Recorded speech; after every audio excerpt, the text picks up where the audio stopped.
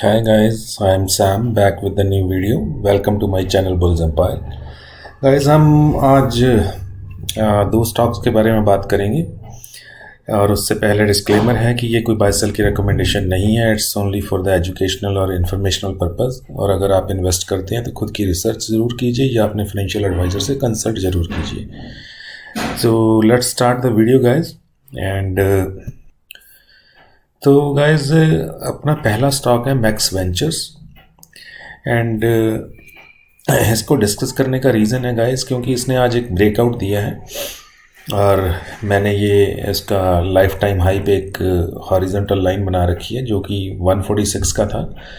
इसने 146 को ब्रेक करके आज उससे ऊपर की क्लोजिंग दी है 151.20 की. तो गाइज़ मेरी कन्विक्शन है वैसे तो सारा रियल एस्टेट सेक्टर ही तेज है और तो ये भी एक रियल एस्टेट कंपनी है, स्मॉल कैप कंपनी है और मैंने इसके फंडामेंटल्स चेक किए हैं. फंडामेंटल्स भी ओके हैं एंड इसकी अर्निंग्स हैं guys I guess next week में या 1 दिसंबर, तो नेक्स्ट मंथ में ही हुई.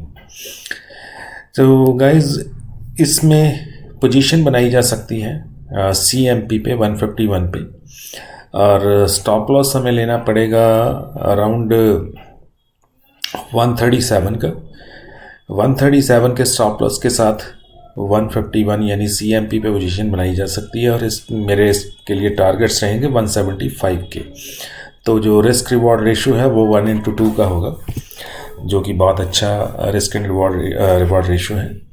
तो मुझे लगता है ये बहुत जल्दी गाइस आपको 175 तक की मूव दिखाएगा, जैसे कि पूरे ही रियल एस्टेट सेक्टर में एक बुलिशनेस है ना. एक मतलब पहले जैसे IT में बूम आया था वही रियल एस्टेट में दिख रहा है. तो इसको अपनी वॉच लिस्ट में रखिए गाइस कल के लिए. एंड अगर आपको ये बिटवीन 150, 151 या 148 से लेके 151 के बीच में मिलता है तो आप इसमें पोजीशन बनाइए और वही स्टॉक लॉस 137 का. एंड गाइस अपना दूसरा स्टॉक है बिरला कॉरपोरेशन.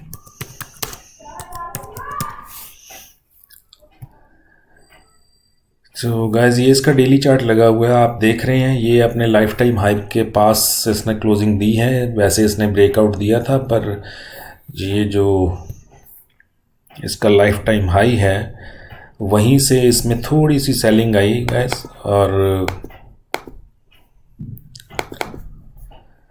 वहीं से इसमें सेलिंग आई जो कि इसने 1606 का हाई बनाया. बट जैसे कि आपको पता होगा कि ये एक सीमेंट सेक्टर की कंपनी है बिरला ग्रुप की. तो गाइज पिछले कुछ दिनों से पूरा ही सीमेंट सेक्टर जो है सभी कंपनियां तेज हैं.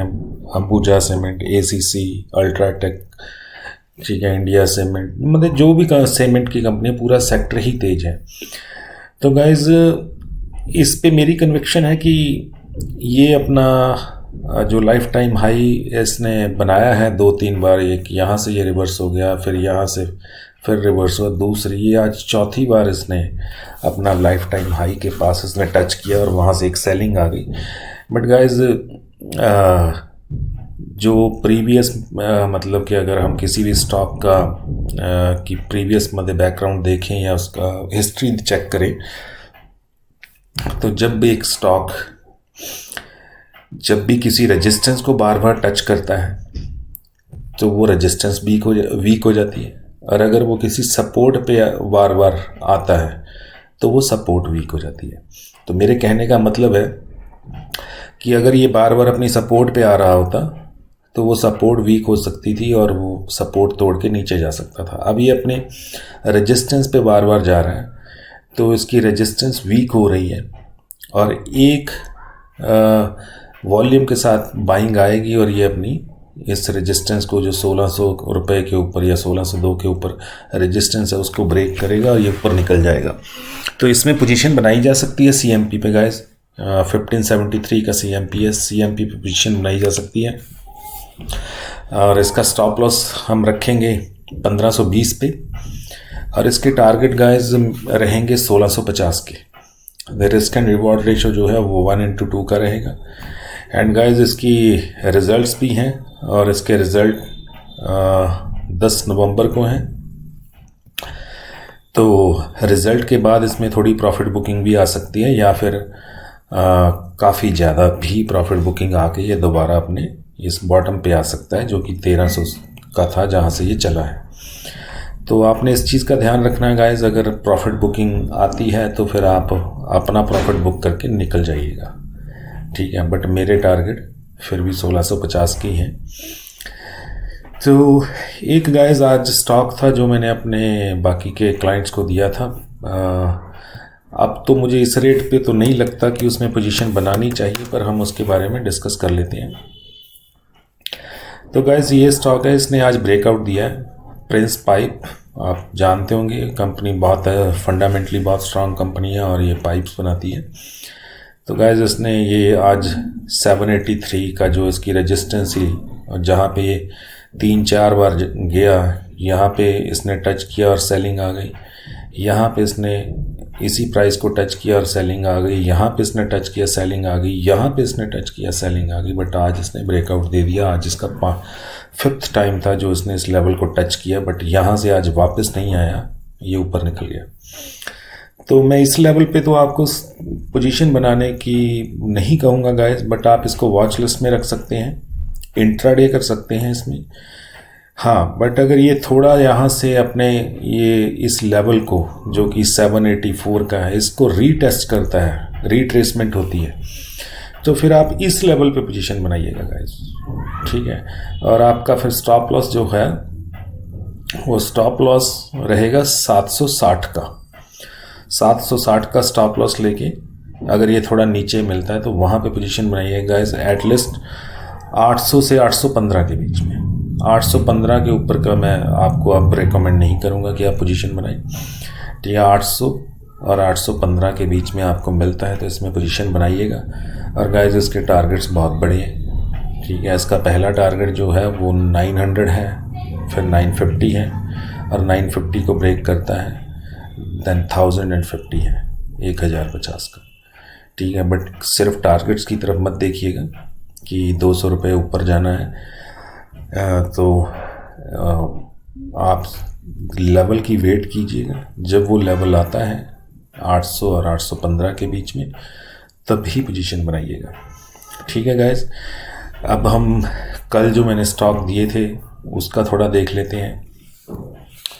तो गाइस एक मैंने दिया था आर सिस्टम, ये एक basically small cap IT company है। इसने कल ब्रेकआउट